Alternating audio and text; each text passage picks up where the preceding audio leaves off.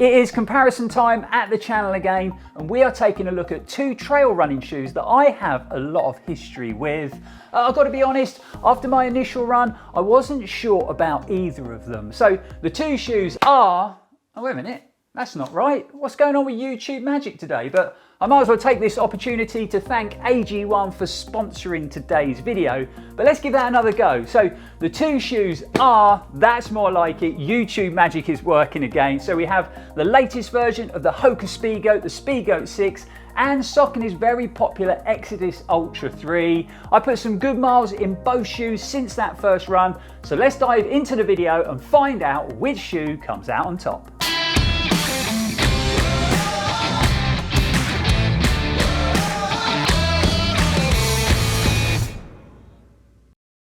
Hope you're having a good week so far, and welcome back to the channel. I'm Lloyd Purvis and this is Run4Adventure. If you've just discovered us and this is your first time watching one of our videos, well, thanks for joining us. Really hope you enjoy it and welcome to the Run4Adventure family. But let's get stuck straight into the video and tell you all about the two latest versions of these very popular trail running shoes. I'm going to give you a few stats. We're also going to break down and compare the two upper constructions and the midsole, and then we're going to finish up talking all about performance and which one of these two shoes have I preferred to run in. So first up, let's talk all about price, and the SPEEDGOAT 6 retails in the UK for £140, whereas the XODUS Ultra is more expensive at £150.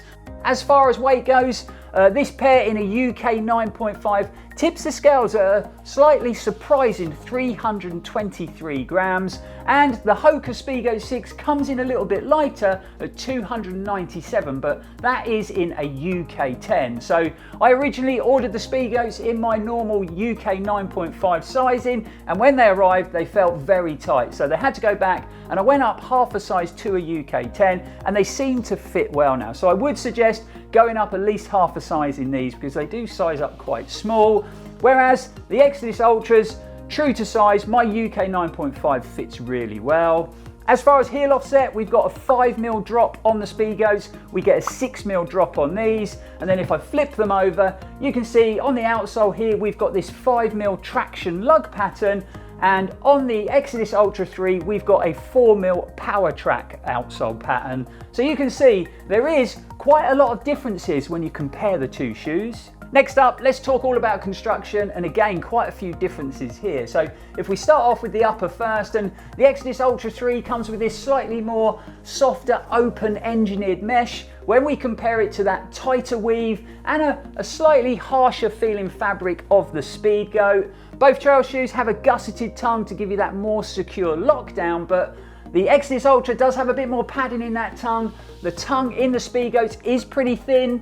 Hoka have worked in this sort of thin zonal padding down the center, and I've got to say it, the tongue in the latest version is an improvement on the tongue in the SPEEDGOAT 5s, but I still prefer the little bit of extra padding in these. Padding around the ankle collar and in the heel are very similar, and if we take an overall look at both heel designs, these two shoes have a lot in common. So first up, we've got a good level of support from a nice substantial heel cup. We've also got this flared design going on. So this is something that Hoka have become really well known for over the last 3 or 4 years. And both shoes have a handy heel tab on the back end of the upper. So when it comes down to overall fit and comfort, like I said, I think the XODUS Ultra 3 is true to size, which I found in most Saucony running shoes. I think the brand are one of the more consistent when it comes to their sizing. So the UK 9.5 fits really well on length, whereas like I mentioned, I think the SPEEDGOAT 6 is slightly small on sizing.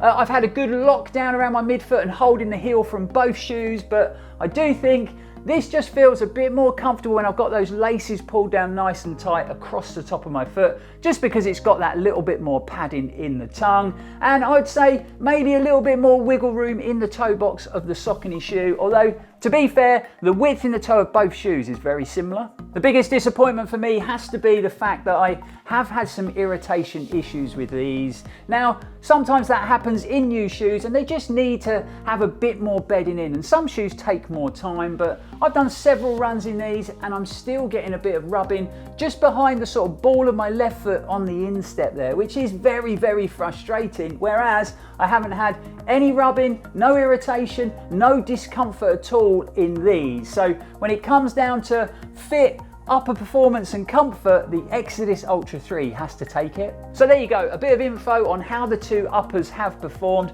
Now we're going to talk all about midsole performance, and the first thing I've got to say is the two midsoles on these shoes have felt and performed quite differently to previous versions. But before we dive into that in a bit more depth, let's tell you all about today's video sponsor, AG1. Now, I'm sure a lot of you folks watching this video are just like myself and Liga, and you lead very busy lifestyles.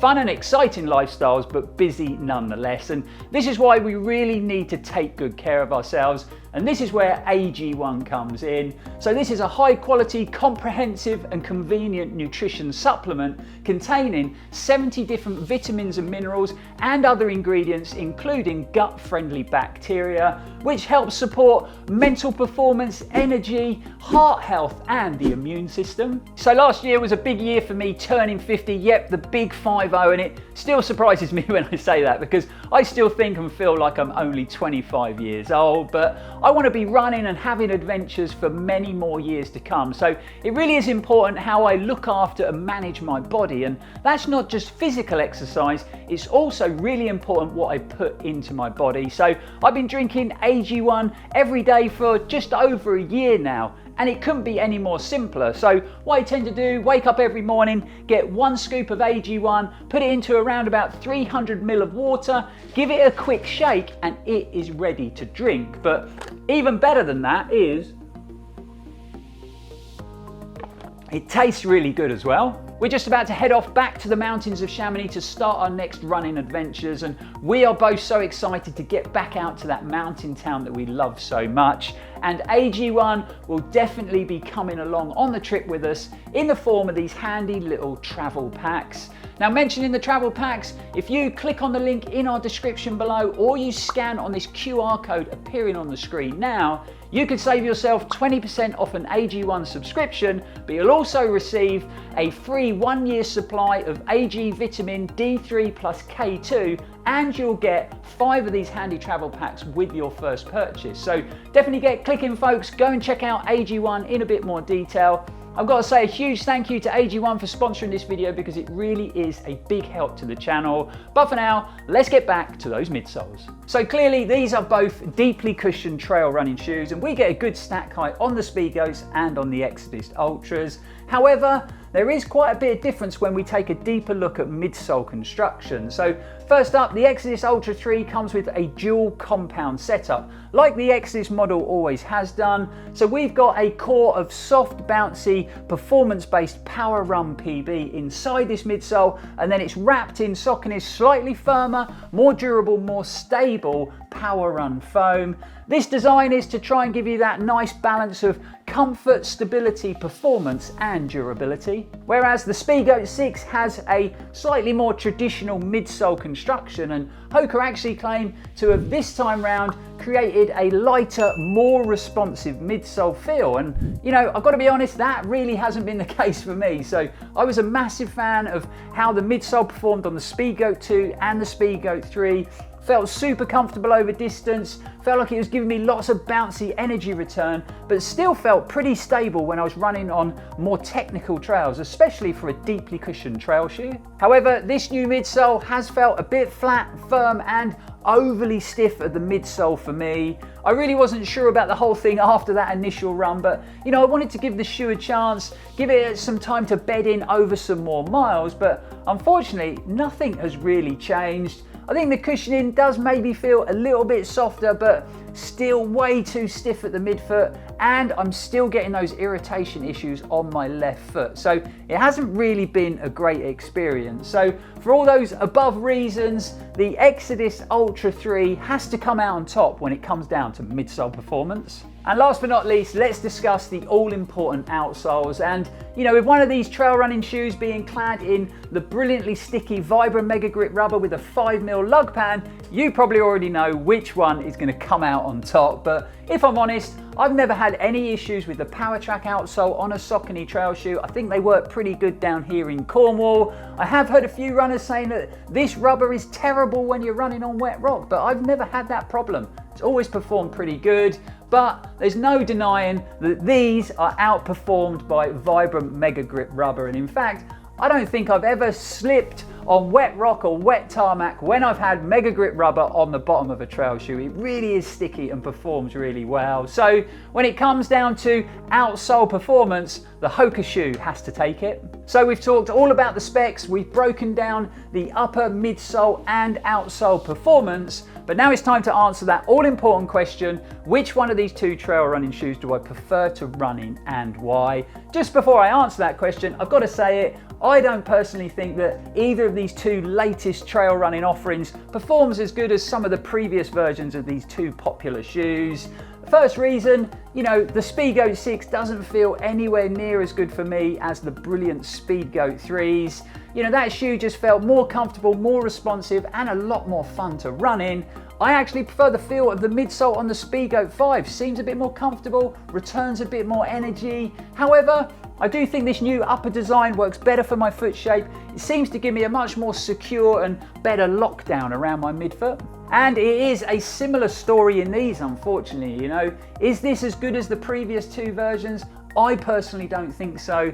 It just feels like it's lost a bit of bounce and a bit of energy return in that midsole, and I was a big fan of that dual compound setup on the original XODUS Ultra and the XODUS Ultra 2. Gave you that real nice balance between comfort and performance. It has definitely improved over time. It's bedded in as I put more miles into the shoe, but they still do feel a little bit flat and a little bit less responsive than the two previous XODUS Ultras. So for me, I have been slightly disappointed with both updates, and you know, if I'm honest, I was hoping for more, but with this firm, stiff midsole and all the irritation issues I've been having with the SPEEDGOAT 6, I definitely prefer running in the XODUS Ultra 3, and I'm hoping that they're going to continue to improve over time. Now, I don't think it's a bad trail running shoe, and I'd personally say if you haven't run in the previous versions of this, you'll probably really like the feel and performance. But if, like me, you love that brilliant original shoe and the XODUS Ultra 2, then you might feel a little bit let down by the overall feel and performance. And on that bombshell, it brings today's video to an end, but I'd love to hear from you guys. So